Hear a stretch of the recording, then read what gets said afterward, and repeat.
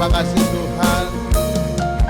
Kami merendahkan diri di hadapan-Mu di pagi hari ini. Mensyukuri kasih dan rahmat-Mu. Anugerah yang besar Tuhan berikan untuk setiap kita. Jika pagi hari ini saudara kita boleh bangun dan melihat istri, melihat suami, melihat anak-anak kita, melihat keluarga kita, tetangga kita, sahabat kita. Itu semua karena kasih dan kemurahan Tuhan. Patut pagi hari ini setiap orang boleh memuji menyembah karena kebaikan dan kemurahan-Nya.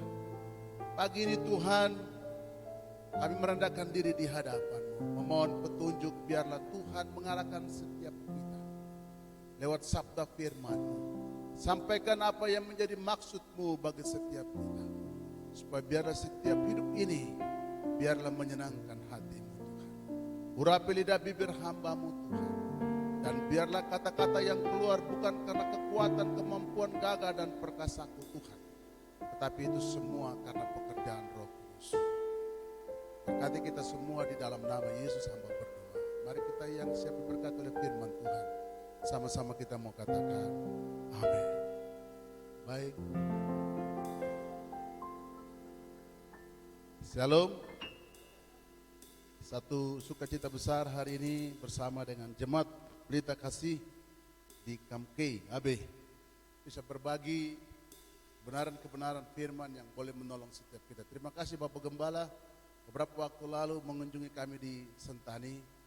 Bapak Ibu Saudara yang dikasihi Tuhan, jika kita melihat tentang situasional keadaan kita hari-hari ini, maka Tuhan sebenarnya menaruh sesuatu buat para gembala, para pemimpin untuk melihat kebutuhan-kebutuhan apa yang sebenarnya Tuhan sedang kerjakan di dalam jemaat.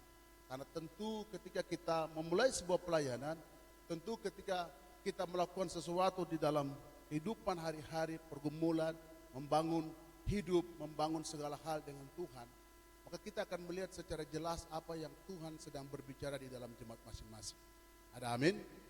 Saya bersyukur sekali saudara di sini belajar bagaimana mengikuti atau menjejaki teladan daripada Kristus.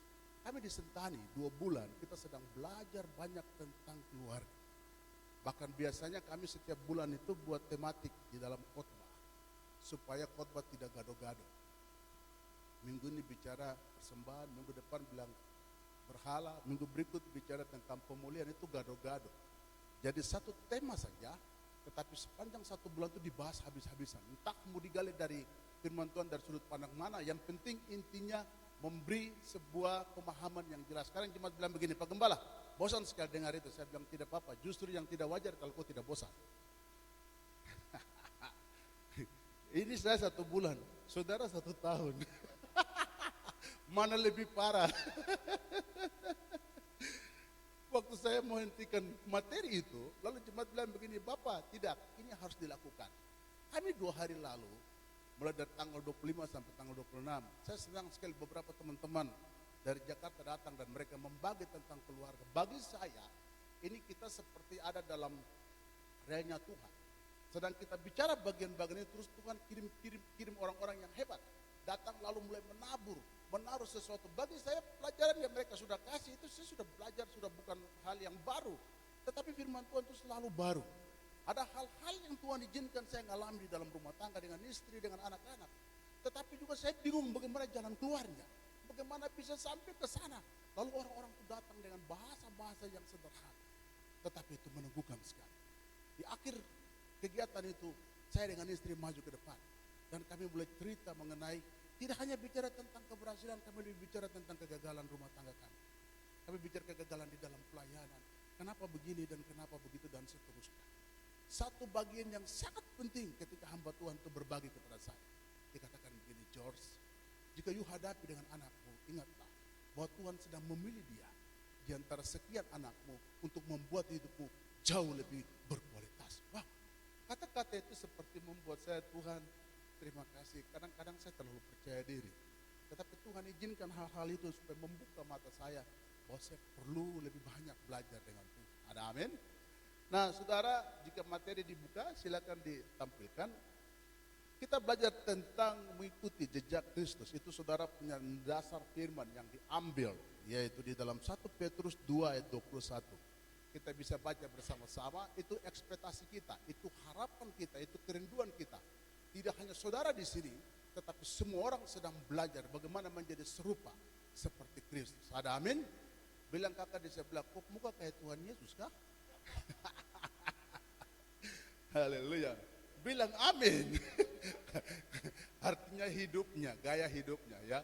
Muka beda terapa-apa. Karena di sini ada hitam, kuning, biru, coklat semua. Ada amin. Oke, kita baca sebagai dasar ekspektasi dan pengharapan kita. 1, 2, 3.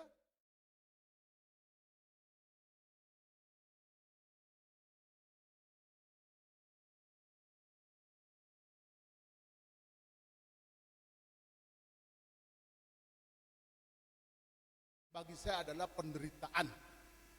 Bilang kakak di sebelah lagi, siap menderita. Halo, sesiap menderita. Janjang ada yang datang ke gereja dengan emosi tingkat dewa. Sudah siapkah penderitaan? Tapi saya berdoa jemaat di sini adalah orang-orang yang siap pikul salib. Ada amin? Puji Tuhan. Itu kan kita punya pengharapan. Namun saudaraku yang dikasihi Tuhan, banyak sekali kegiatan dilakukan di negeri ini, termasuk yang 2 hari lalu. Nanti tanggal 30 juga ada pemulihan. KKR dari Peter Yongrer, itu kami juga penyelenggara di sana. Saudara, saya sampaikan begini, apa yang kurang dari kesemuanya itu?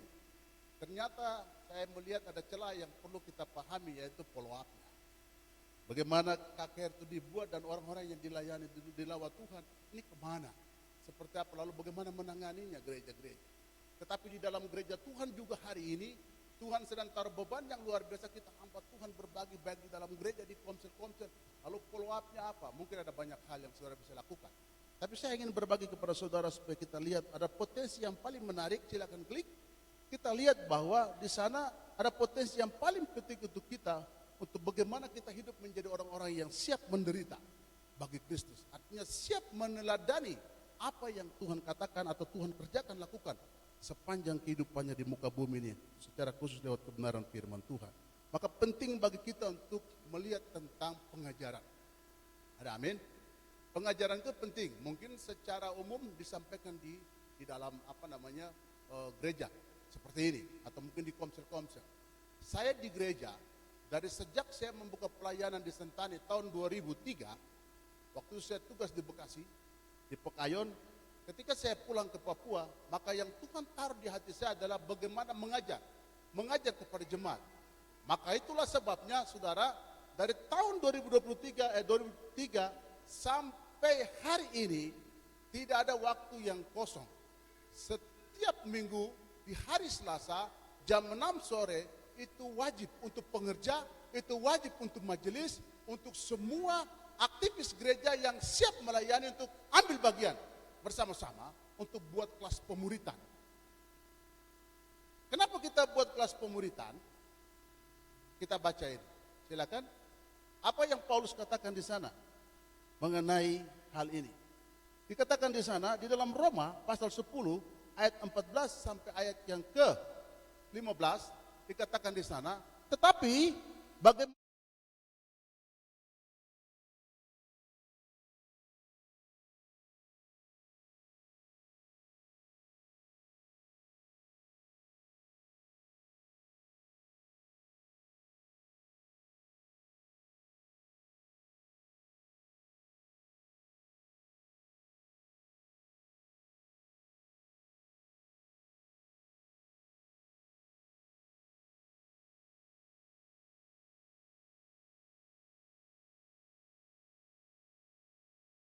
ini penting.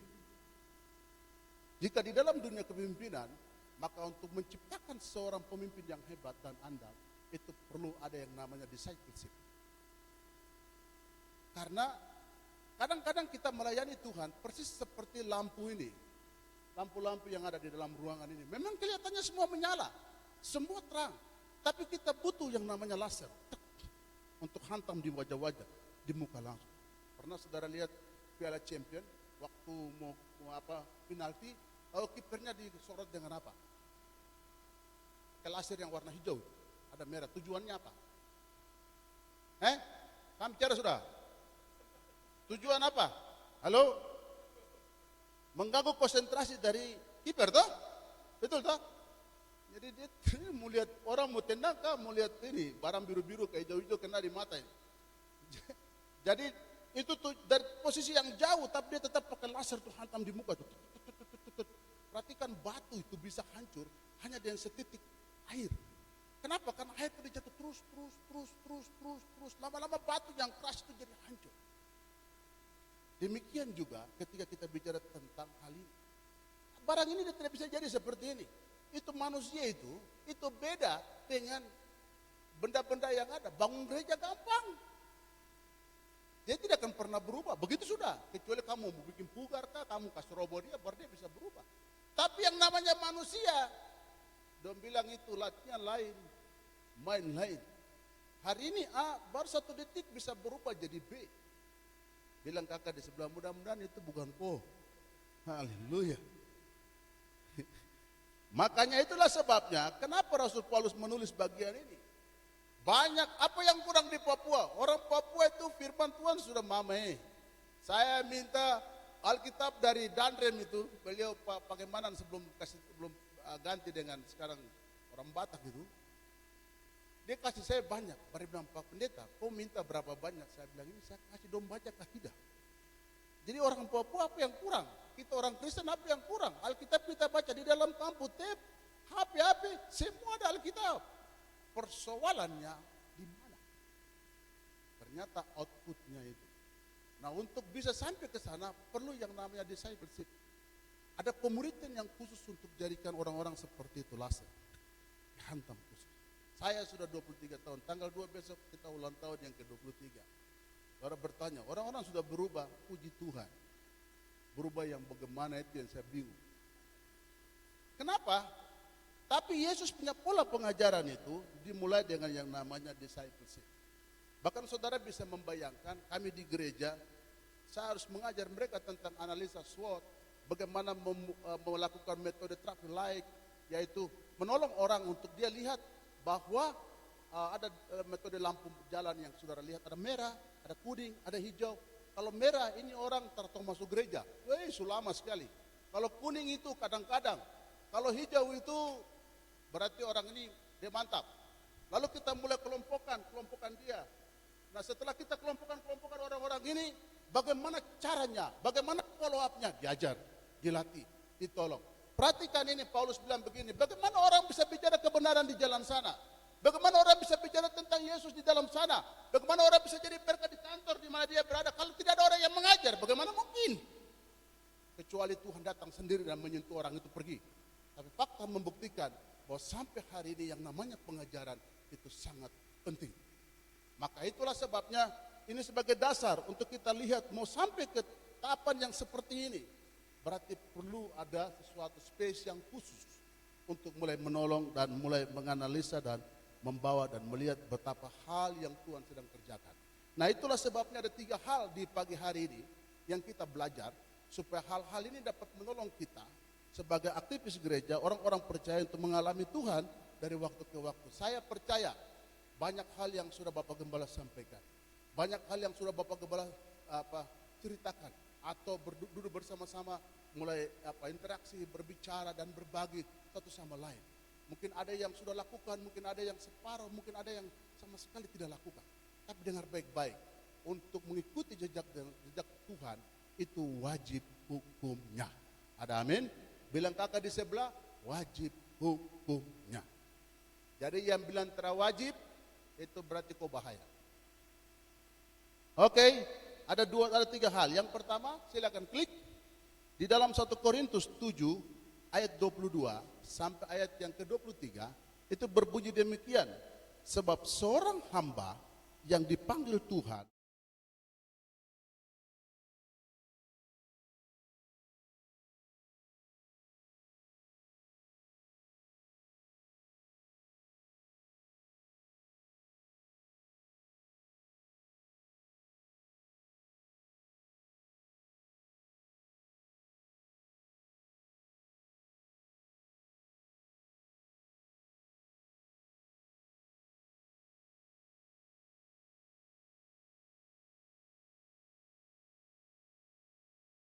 Karena poin inti dari kata-kata di depan ini yaitu menderita.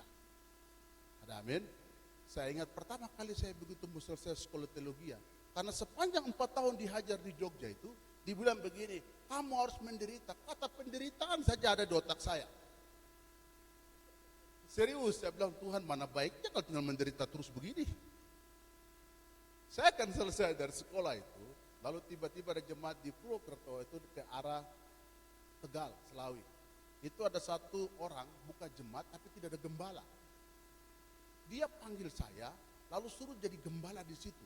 Yang anehnya, begitu saya datang dia bilang, ini rumah pastori, ini kendaraan, gajimu sekian. Dia bilang kita menderita. Tapi kok beda ya di sini? Jangan-jangan ini menderita bohong-bohongan ini masuk ke sini. Saya mulai buat kontradiksi dengan pernyataan di gereja, di sekolah dengan di lapangan. Oh begitu ya? Saudara, apa yang saya lakukan? Saya tidak cari ambil. Karena saya bilang, bahaya ini. Kalau saya belum menderita ini, harus menderita dulu, baru dapat itu. Yang di otak saya karena ditanam itu saja. Makanya saudara ketika disuruh pilih, malah mertua saya dari Jakarta Utara itu bilang begini, Namantu, kok terus pergi ke sana, biar tinggal di mama di sini. Wah, masa ini pelayanan mama yang ngatur-atur, bukan Tuhan yang ngatur-atur. Mama yang ngatur-atur ini bagaimana? Artinya begini saudara, perhatikan baik-baik di dalam 1 Korintus 7, 22 sampai 23. Itu dikatakan kata yang paling penting untuk kita adalah orang bebas. Bebas di sini itu bukan berarti saudara bebas jalan sembarang-sembarang, bukan itu. Ada konotasi yang lain. Bebas yang dimaksudkan adalah saudara kalau menjadi orang yang kerja di kantor, berarti saudara fokus dengan pekerjaan itu yang ada di situ. Kalau saudara sebagai seorang tentara, jadilah tentara yang baik. Kalau saudara sebagai seorang polisi, jadilah polisi, pengusaha, atau saudara yang jualan di serabutan atau apalah, maka maknailah pekerjaan itu dengan benar, dengan baik. Kenapa? Dengan demikian bebas itu dikatakan dalam prinsip yang lain adalah supaya bisa fokus, supaya bisa terarah. Demikian ketika orang yang mau menderita, mau pikul salib, waktu tantangan datang, waktu persoalan datang, lalu tekanan datang, kalau dia menjadi orang yang memaknai kata-kata firman ini, dia akan menjadi orang yang siap fight. Dan bukan orang yang suka lari dari masalah satu kepada masalah yang lain. Kenapa hari ini ada banyak hamba Tuhan tidak mau jadi pendeta, tidak mau jadi gembala, jadi anggota DPR, jadi guru, kasih tinggal jemaat-jemaat. Karena yang dia pikir apa? Perut saya bulan Maret lalu itu berat badan saya 102 kilogram. Makanya jadi gas ini tidak muat. Hari ini sudah 85 kilo. Anda tahu apa yang saya lakukan setiap hari? Pagi bangun sit up di tempat tidur 100 kali. Lalu ada jemaat bilang, kenapa tidak pergi fitness? Kok bayar kah? Kok suruh saya ke situ? Pada yang gratis kok. Kok suruh saya ke situ bikin? Biar di sini kan enak. Pagi bangun, selesai. Lalu saya jalan kaki, percaya tidak percaya, saya jalan kaki dari Sentani Harapan. Sampai di stadion saya balik pulang lagi. Jalan. Hari-hari saya jalan ke 10.000 langkah. Terus setiap hari sampai hari ini. Sampai hari ini. Maksudnya, waktu saudara bicara tentang bebas, saudara sedang bicara tentang sesuatu yang fokus. Pertanyaannya, kenapa saya lakukan itu? Supaya saya sehat. Saya kena stroke ringan. Muka saya ini. Jadi dokter bilang, dari kantor saya bilang, Pak Pendeta, misionaris kami bilang, Pak Pendeta, ini uang tolong pergi ke dokter, suruh bilang sama saya tidak mau. Biar saya, Tuhan kasih sembuh sendiri saja. Karena yang bikin begini saya juga, jadi saya tahu dia jalan keluar itu bagaimana. Daging termasuk bikin toh, makan berlebihan, itu masalah. Lalu saya sekarang sudah 7 bulan tidak makan nasi. Hanya makan sayur dengan, ya ada ikan saya makan, ada daging saya makan, tapi nasi saya tidak sentuh sama sekali sampai hari ini. Karena itu karbohidrat, berbahaya sekali. Jadi puji Tuhan, berita baiknya rice book kami, berasnya tetap seperti itu. Tidak turun-turun. Jadi, itu bicara tentang fokus. Bicara tentang terarah. Karena waktu kita bebas dengan pekerjaan yang dipercayakan sama Tuhan, maka orang akan baik untuk lakukan, orang akan sungguh-sungguh, orang akan benar-benar ketat, orang akan sungguh-sungguh mengerjakannya. Jika saudara dikasih pomsel untuk melakukan sesuatu di dalam pomsel itu, maka saudara jadi PKS, apa yang saudara lakukan? Terus saja, terus saja sampai situ, terus sampai barang dia jadi. Lalu mulai lahirkan lagi PKS pomsel-pomsel yang lain, pelayanan-pelayanan yang lain. Tapi bayangkan, kalau hari ini kau jadi seorang hamba Tuhan mungkin katakan, atau kau jadi seorang businessman, sebentar kau di sana, besok kau lompat ke sini, lusa kau ke sana. Saya mau tanya, bisa tidak barang jadi? Kalau hari ini jemaat Tuhan bilang mau jadi seperti ini, baru Pak Gembala kita punya mimpi nanti Tuhan kasih gereja yang besar, amin. Tuhan kasih lahan yang besar, amin. Tuhan kasih sesuatu yang kita sedang ekspektasikan, semangat yang kita pikirkan. Tapi kalau kita tidak pernah fokus dengan tugas masing-masing, terus apa yang kita harapkan dari pekerjaan ini? Apa yang kita pikirkan tentang pelayanan ini? Maka itulah sebabnya firman Tuhan bilang, kamu itu sudah dibayar dengan harga yang lunas. Amin. Bilang kakak di sebelah, kok tidak bon, dengar baik-baik. Don't bon. Tuhan tidak bon untuk kau. Amin. Tapi dia bilang, dia bayar kita dengan lunas. Amin. Kalau dia bayar kita dengan lunas, berarti tanggung jawab saudara menjadi seorang hamba. Seorang hamba itu adalah orang yang tunduk kepada Tuhan. Kalau menjadi hamba yang baik, berarti belajar tunduk kepada pemimpin.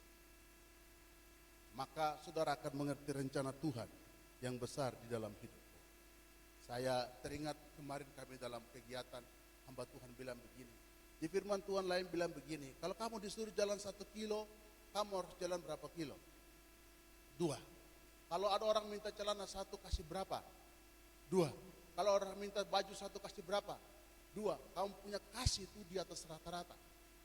Kamu punya kesungguhan hati itu di atas rata-rata. Ada amin?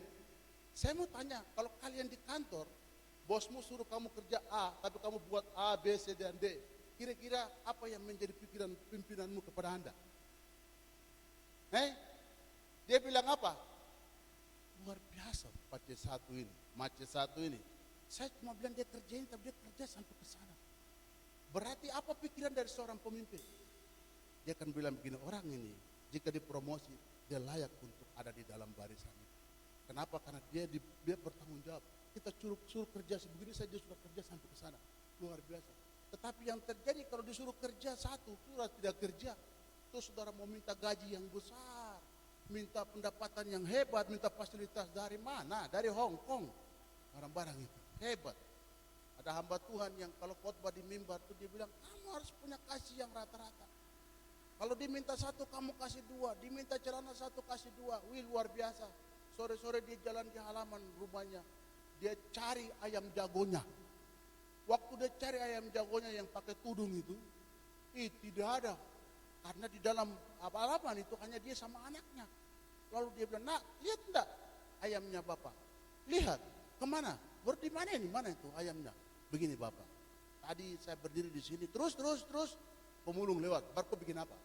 Saya lihat pemulung lihat saya, terus ketunduk aku lihat, terus maksudnya pemulung lihat ayam, baru saya tahu bahwa pemulung juga suka ayam, terus kok bikin, saya kasih, aduh, anak, kau tahu tidak itu bapak punya ayam kesayangan, kenapa kau kasih? Langsung dia bilang, sabar. Tadi pagi bapak baru khotbah kasih di atas rata-rata. Bapaknya langsung teng. Terus bapaknya bilang, betul sekali anak, tapi saya mau kasih tahu kok, khotbah itu untuk jemaat, untuk kita tidak.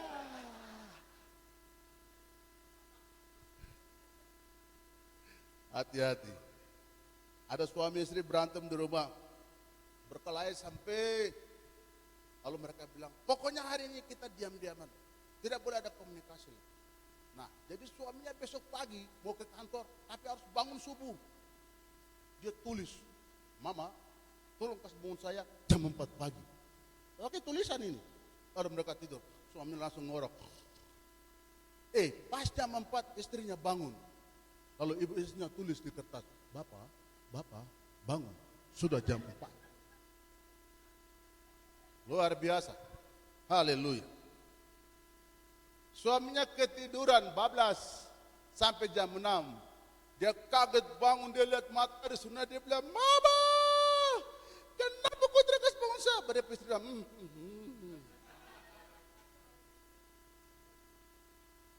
Dia suami bilang, "Apa?" Dia istri bilang, Pas dia baca, tulisannya begini, Bapak, bangun, sudah jam 4. Saya mau tanya, ini mempan tidak? Tidak mempan karena tidak ada suara. Itu kenapa? Karena tidak ada kasih di sana.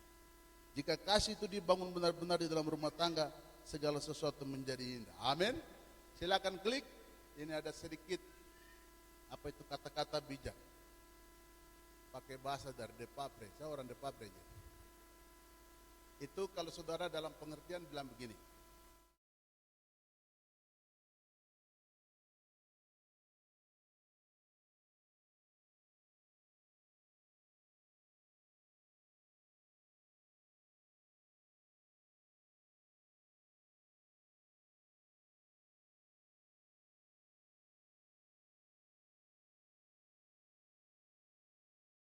Kerjakan dengan penuh bijaksana untuk segala pekerjaan yang Tuhan percayakan. Nah, itulah sebabnya mari kita menyikapi sebuah panggilan yang Tuhan kasih di dalam kehidupan kita. Yang kedua, kita belajar di sana bahwa kita tidak hanya menyikapi, tapi kita harus bertanggung jawab. Karena menyikapi itu baru sekedar bicara-bicara, tetapi bertanggung jawab itu harus menjadi pelaku untuk menyelami di dalam pekerjaan itu. Kenapa kita dikasih tanggung jawab? Karena ada firman Tuhan di dalam Matius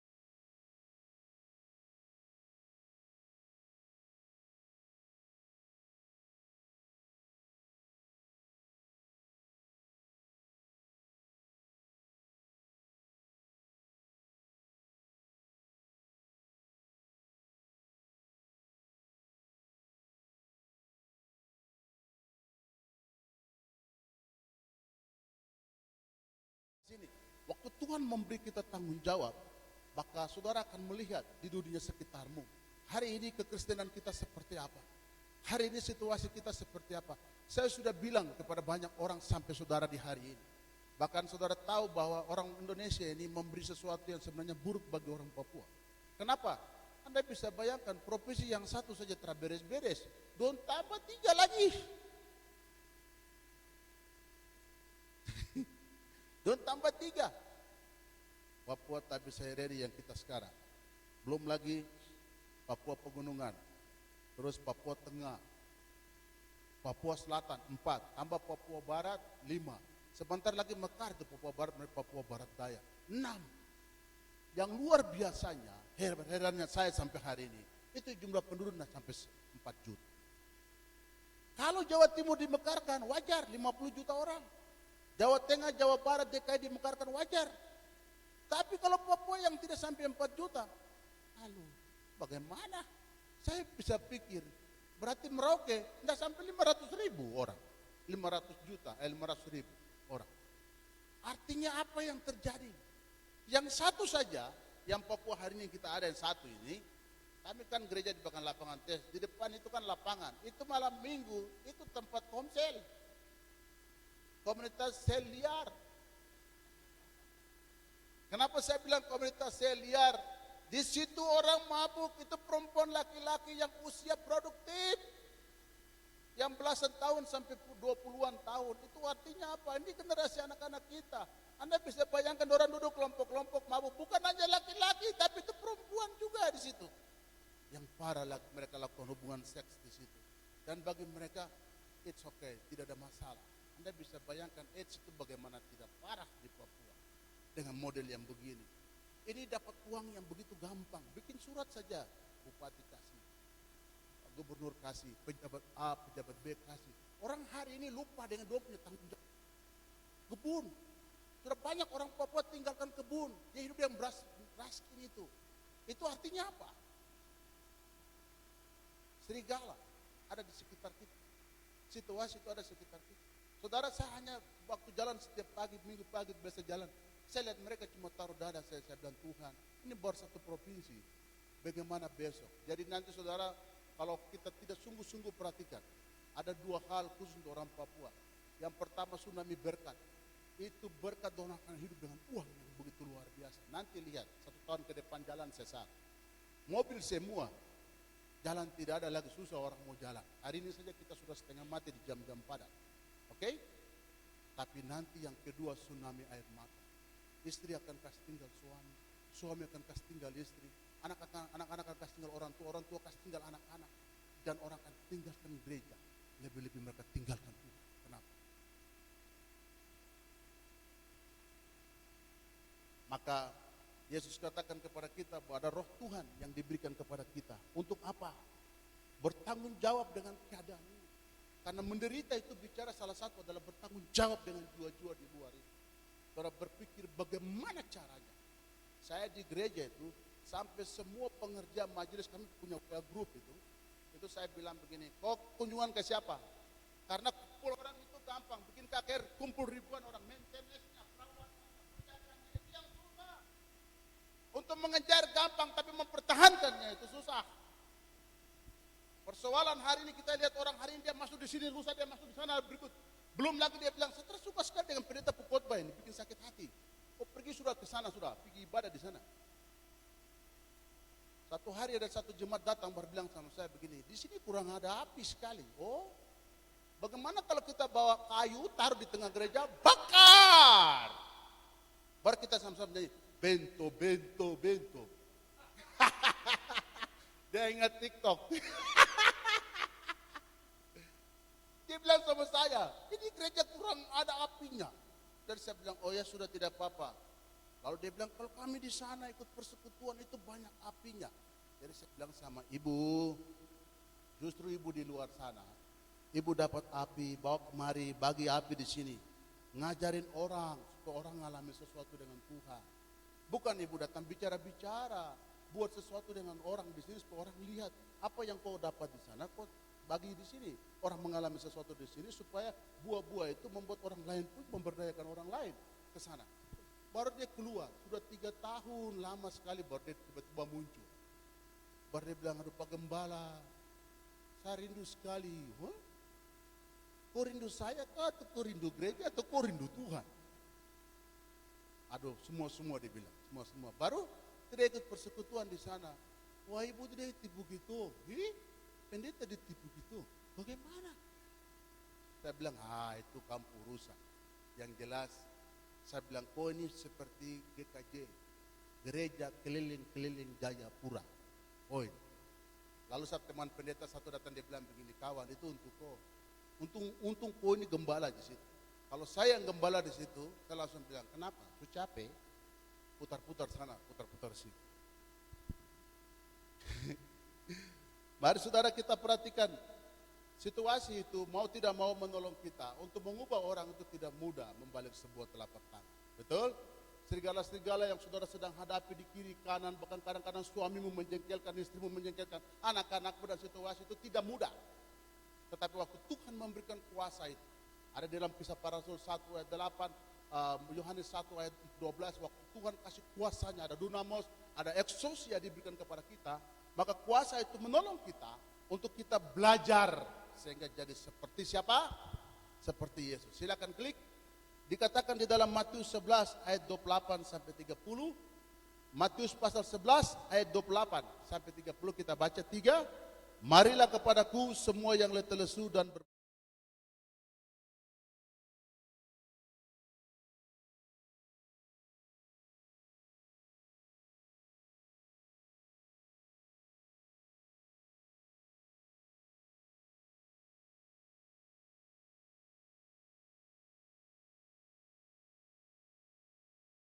tangga.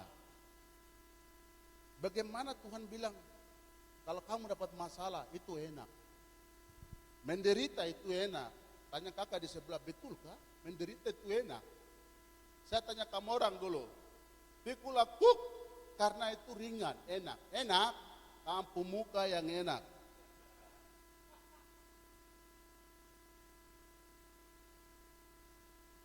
Saya kasih kesaksian buat saudara. Pak Gembala, saya berdiri di depan altar yang kudus ini, di depan saya lewat. Saya ini pembicara pria sejati SPK, saya sudah keliling Indonesia, pelayanan kemana-mana bicara tentang hati Bapa. Suatu hari, anak saya bilang ke saya begini, Dedi itu hebat ya bicara hati Bapa, tapi Tuhan Yesus tidak ada itu dalam Dedi itu hati. Bagaimana mungkin kau bicara hal itu kepada saya? Saudara, saya sebagai hamba Tuhan, sebagai gembala, ketua sinode di kami punya denominasi, saya merasa susah sekali hati saya. Lalu kadang-kadang di satu titik itu saya bilang sama istri, kalau kita gagal melayani, apalagi membina anak, lebih baik kita tidak usah melayani, karena itu hal yang memalukan. Jemaat akan bilang begini, Bapak bicara tentang Tuhan, tapi Bapak punya anak, kok kelakuan. Nanti bagaimana? Saudara jujur, sebagai hamba Tuhan, saya tidak bisa menerima hal itu. Muka saya stres itu, sampai kena ini, stroke itu gara-gara masalah ini. Saya begitu kecewa dengan Tuhan, saya kecewa dengan anak saya. Dan saya bilang, Tuhan, yang begitu saya ikut tidak bisa tolong dia kan? Saya ini kerja, kok punya pekerjaan. Masa yang begitu-begitu kelas 3? Kok bukan tai ke bisa buka? Kok bos orang mempermalukan saya? Saya dengan istri ambil keputusan berhenti, tidak jadi kembali. Terus saya dihibur Tuhan. Itu sakit sekali. Di dalam kitab Ayub pasal yang ke-42 endingnya ayat yang kedua dibilang begini, tidak ada segala sesuatu yang gagal dari Tuhan, tidak ada. Lalu di ayat yang kelima dia bilang, di ayat 42 ayat yang kelima dia bilang begini, dulu saya dengar Tuhan itu dari orang dong bicara-bicara, tapi hari ini saya mengalaminya sendiri, ini dengan bahasa saya sendiri. Maksudnya apa? 42 ayat itu menceritakan kehidupan seorang Ayub. Dia orang yang sukses, tapi mengalami penderitaan. Diakui Tuhan loh sebagai orang yang paling hebat di muka bumi. Tapi kenapa dia harus dihadapi dengan situasi begitu? Anaknya mati, kehilangan harta benda, semua rumahnya hilang. Istrinya baru bilang, kalau memang begitu kecil kok poala itu. Kalau mau apa yang kasih tahu menderita-menderita itu. Terus dia bilang ke dia istri, masa yang baik-baik sudah kau terima, baru yang terbaik-terbaik kau tidak mau terima. Ya toh? Sampai Ayub di satu titik dia bilang sama Tuhan, saya menyangkal tanggal kelahiran saya. Mengerti maksudnya? Itu orang sudah stadium 4 sudah lewat, sudah parah yang sudah hitung barang. Jadi Anda pergi melayani Tuhan itu gampang, tidak mudah anak-anak. Waktu dalam latihan orang tunggu kamu sampai Tuhan karet. Di sini tidak ada, di sana sini ada. Saya punya teman satu itu, teman pendeta. Orang Papua di Jogja itu terkenal paling loading lambat. Kalau ibadah jam 4 sore, doang kamu mulai jam 9 malam. Pendeta bisa mundar-mandir 3 sampai 4 kali. Jadi kita bisa sampai di rumah kalau Natal jam 4 subuh. Ini ibadah dari jam 4 sore. Pasti yang melayani datang dari jam 2 toh. Jam 3. Jam 3 sore ketemu jam 3 subuh. Luar biasa. Satu hari satu bapak pendeta dia dapat undang, ibadahnya jam 2 Natal. Dia datang jam 1. Saudara tahu dia tunggu sampai jam berapa? Jam 7. Kalau jam 2 sampai jam 7 sudah berapa jam? 5 jam toh. Waktu khotbah, dia khotbah juga 5 jam.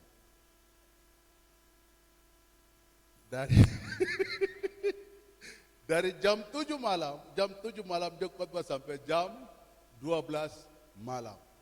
Lalu orang-orang mulai bawa kertas, Bapak waktu, dia mulai ramas-ramas sambil khotbah. Sampai begitu sudah besar, dia melempar mereka, kamu apa? Saya tunggu kamu 5 jam. Saya juga khotbah 5 jam. Sampai itu satu-satu yang masih buka, yang lain itu pas doa syafaat 1 jam, berarti 5-6 jam. Begitu amin, hidung sudah bunyi di dalam ruangan itu semua, sudah tidur. Kadang-kadang hanya menunggu main keyboard, kita mesti tunggu dia setengah mati. Bahkan ada yang datang baru bilang begini, untung ada saya, pelayanan bisa jalan kop muka. Tanpa kau pun juga Tuhan tidak peduli dengan kau. Itu siapa? Kadang-kadang kita terlalu merasa diri paling hebat di dalam jemaat. Dengar baik-baik.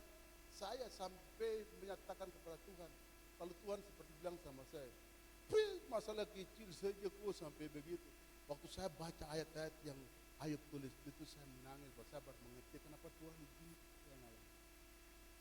Karena dengan demikian, you harus tahu bahwa ada orang yang lebih buruk dari kau. Mengalami masalah-masalah. Tuhan sedang izinkan kau mengalami, supaya kau bisa cerita kasih Tuhan itu kepada orang lain. Maka dengar baik-baik, firman itu kalau tidak pernah kau mengalami, itu nol. Tidak ada arti apa-apa. Alkitab itu tidak ada arti apa-apa kalau kau tidak hidupi, kau tidak mengalami. Kau mengalami sendiri supaya kau jangan bangun imanmu di dasar gembalamu. Jangan membangun imanmu di dalam majelismu. Hati-hati waktu mereka tidak ada, kau langsung jatuh. Kau harus bangun imanmu di atas dirimu sendiri. Kenapa? Karena kau mengalami Tuhan dari waktu ke waktu. Baru saya mengerti. Kemarin saya dikuatkan sama Bapak Pendeta Roni Mandang. Beliau bilang begini, George, apa yang Tuhan sedang rencana buat bagi keluargamu adalah bentuk bahwa Dia pilih anakmu untuk memurnikan hidup. Saya peluk istri saya di depan tuh, kami dua nangis tuh. Aduh Tuhan, inikah yang Tuhan sedang mau menderita beginikah, sulit beginikah, susah beginikah? Tapi itulah waktu yang paling penting. Maka ada ilustrasi yang dibagi di sana, silakan klik. Ada dua binatang yang sering kali dipakai untuk lakukan pembajakan di sana, yaitu sapi atau kerbau.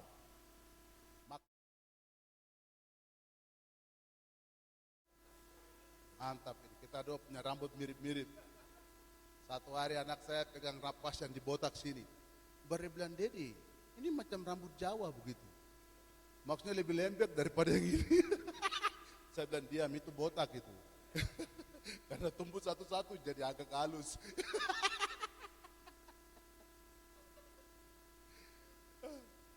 Ada lagu bilang, jalan serta Yesus, jalan setia.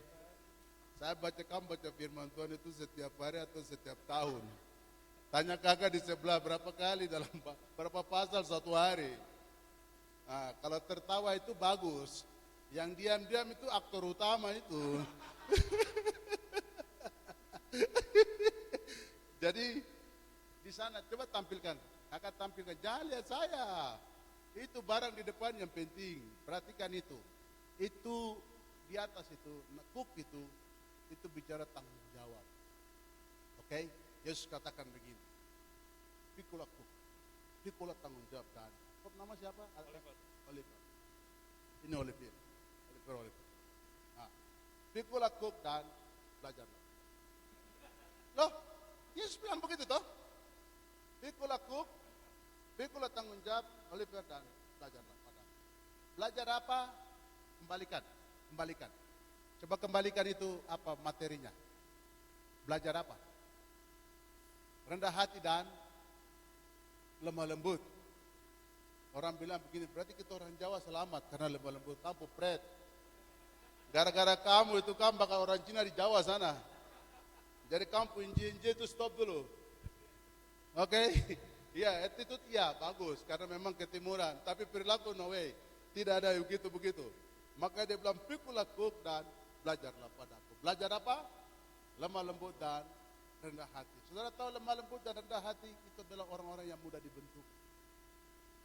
Lihat kabel, membentuk angka apa, huruf apa jadi. Tapi kalau saudara tidak bisa dibentuk, tidak tahu kok tanah mana ini, tanah sengketa apa.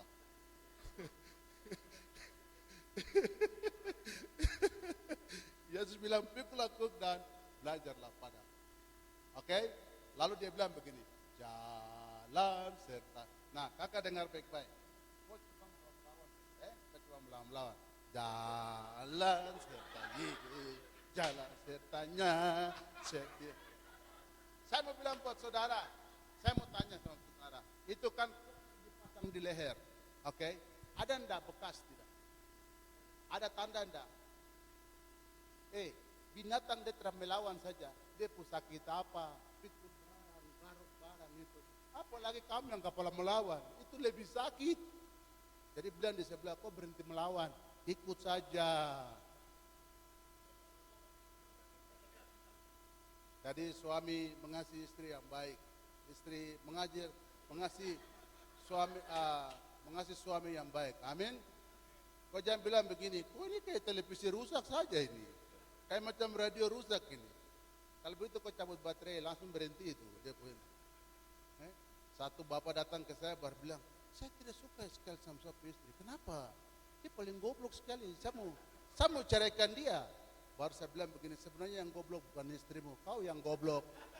Sudah tahu istri goblok, pergi kawin dengan orang goblok. Heran, ada yang anak sudah 5. Baru dia bilang, saya sudah tidak cinta. Kenapa waktu pacaran kau tidak bilang? Tunggu sampai anak 5 baru pop muka itu. Tidak ada begitu-begitu, oke?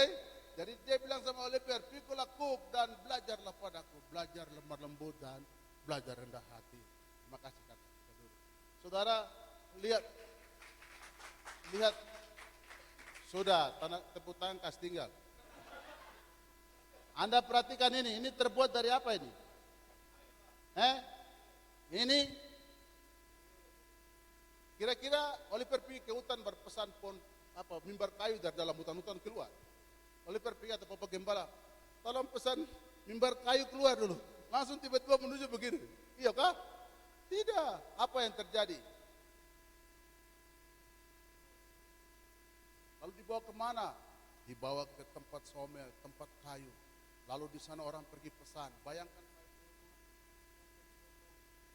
sesuai permintaan, lalu dipaku, digergaji, kadang dibuang. Bayangkan kalau hidupmu kayak kayu ini. Kenapa bisa indah? Karena dia tetap mau ikut saja. Makanya dirancang begitu indah dan punya nilai. Seseorang yang hidup dalam pilihan Tuhan, waktu dia mengalami tekanan, persoalan, masalah di dalam hidup, waktu dia ikut saja, Yesus bilang, pikulah kuk dan belajarlah padaku. Karena aku lemah lembut dan rendah hati. Ini hasil. Anda punya harga bukan karena kau cantik, bukan karena kau ganteng, bukan. Tapi moral, attitude, karakter, mentalitas. Karisma bisa buat seseorang naik ke puncak, tapi karakter yang buat dia bertahan. Saya seorang ketua sinode. Setiap kali kami rapat, kadang-kadang teman-teman pendeta tidak setuju dengan apa yang saya punya ide. Kadang-kadang mereka menyalahi saya. Saudara tahu, sampai suatu titik saya hanya bisa menangis saja. Dan saya tidak pernah mau balas apa yang menjadi pembicaraan mereka. Mereka bully saya, mereka bicara. Saya tidak pernah balas. Nanti waktu akan menjawab segala sesuatu. Di lain waktu baru mereka mengerti kenapa Bapak Ketua Wilayah sampaikan ini. Oh, kami baru mengerti ini. Kami baru tahu bahwa ini yang terjadi. Jadi pembalasan bukan hakmu. Biarkanlah segala sesuatu kau bagi. Mungkin hari ini orang tidak akan pernah meresponinya. Tetapi percaya ada waktu Tuhan. Waktu mereka meresponi, doa akan datang mungkin bersujud di kakimu. Dan berkata, terima kasih Bapak. Seandainya kalau saya tidak begini, mungkin saya tidak mungkin bisa dapat. Saya punya satu pengerja, 8 tahun ikut saya di Sentani. Saya suruh dia jadi gembala, dia tidak mau. Dia bilang, saya bukan di situ Bapak. Saya orang yang di administrasi. Saya bilang, tidak, Tuhan sedang pakai kau. Kau jangan berpikir bahwa ketika kau dapat karunia dari Tuhan cuma 1, tidak. Karena kau bertanggung jawab, Tuhan kasih 2, 3, dan 4, dan seterusnya. Tuhan kasih. Kenapa kau tetap ada pada zona itu? Dia tetap melawan, saya tetap dorong dia sampai akhirnya satu waktu dia jadi gembala. Saya buka satu jemaat, lalu saya kasih dia jadi gembala. Waktu dia jadi gembala, baru dia datang baru, Bapak terima kasih. Lalu saya terjadi gembala, saya bilang, kau dapat uang itu ke saya, jangan bicara barang itu ke sini.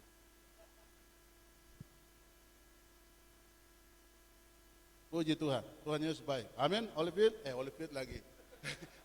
Siapa? Oliver. Kakak mantap. Hal yang terakhir, saya terlalu lama sekali khotbah ini. Oke, yang terakhir, kalau kita sudah mengerti bertanggung jawab dengan panggilan, berarti di dalam sebuah panggilan itu ada values, harus ada nilai-nilai. Oke, hari ini saudara lihat ada sekolah yang direbut orang, sementara sekolah yang sama sekali tidak dilirik orang. Kenapa? Karena yang direbutkan orang, dia punya harga, dia punya nilai, sekalipun uangnya harus bayar. Kenapa? Karena punya nilai. Jadi kita melayani juga harus punya nilai, harus punya attitude. Amin. Kalau tidak ada nilai, semua gereja bicara tentang Yesus di mana-mana di kota ini. Mereka bicara tentang siapa? Kalau bicara tentang Yesus berarti ada plusnya. Kita belajar ini. Silakan klik. Lihat di Lukas 13 ayat yang ke-7. Apa yang dikatakan? Silakan baca. 1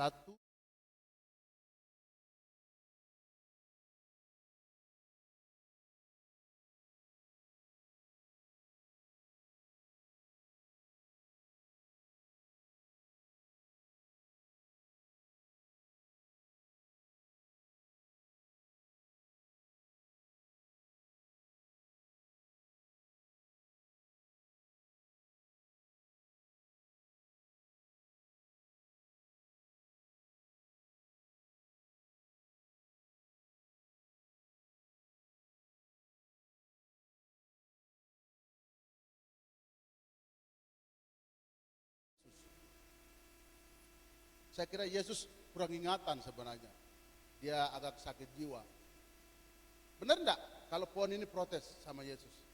Benar tidak? Kau cari buah yang mana? Kau tahu tidak buah matoa? Dia berdua itu musim ber-ber-ber.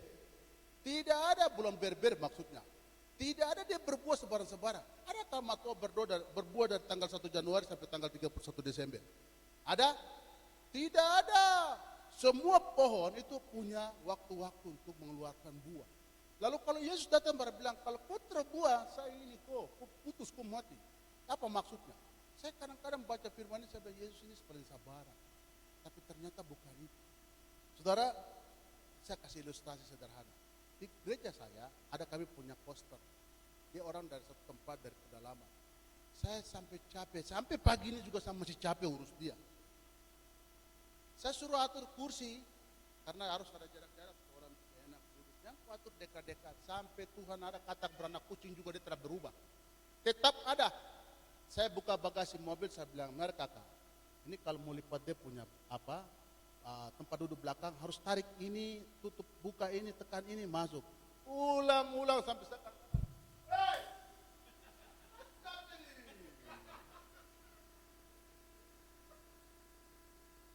Jadi saya pikir mungkin dia kurang itu, stunting ke apa itu? ASI dari orang tua ke apa? Dia tertahu kok makan nasi apa ini?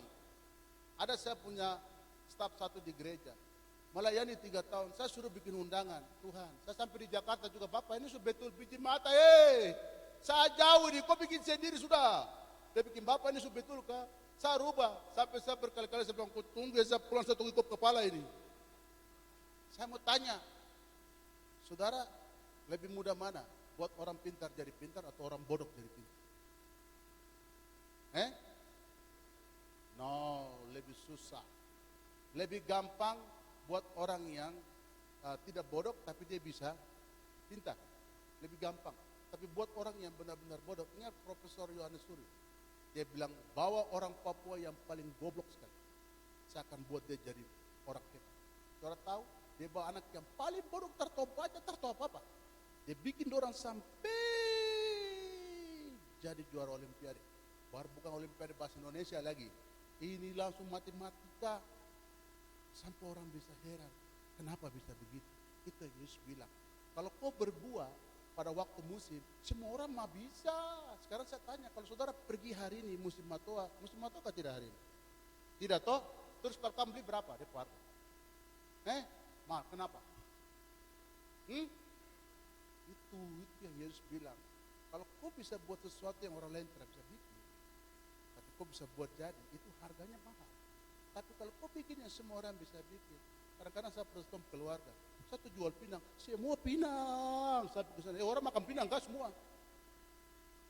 Bikin yang lain, supaya orang mungkin konsumsi yang lain. Kamu pinang, semua pinang. Siri semua. Orang hidup makan pinang kah? Semua. Jadi itu maksud.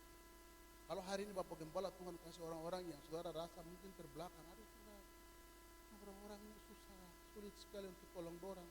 Tapi kenapa Tuhan taruh buat mereka? Ini maksud. Jadi Yesus bilang, memang saya tahu musim itu belum. Kau belum bisa menghasilkan karena memang tidak pada musimnya. Tapi saya minta kau lakukan itu. Supaya kau punya harga, mutunya itu lebih berkualitas daripada yang lain. Itu nilai yang harus dibangun.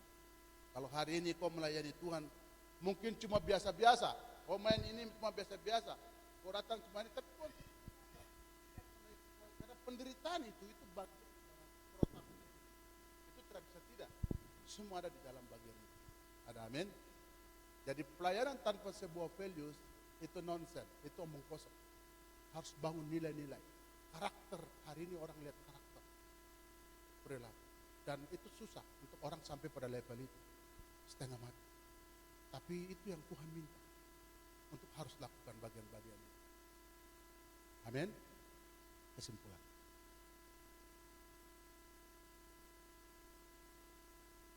Di kesimpulan dikatakan di sana, silakan klik. Seorang pemimpin, kita baca 3, seorang pemimpin yang baik tidak hanya menghasilkan pengikut,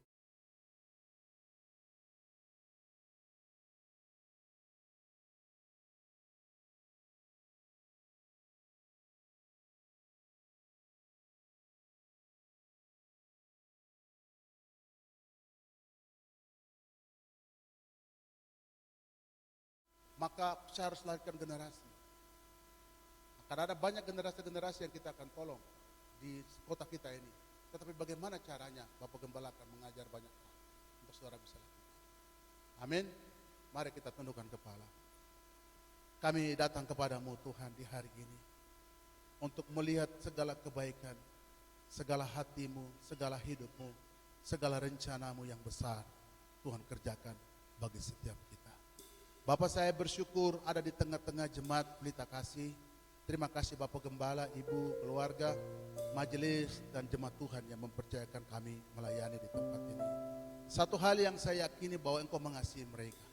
Jika hari ini menjadi tema mereka mengikuti jejak Yesus adalah tema setahun mereka, itu artinya ada banyak potensi yang Tuhan sedang kerjakan di dalam umat ini.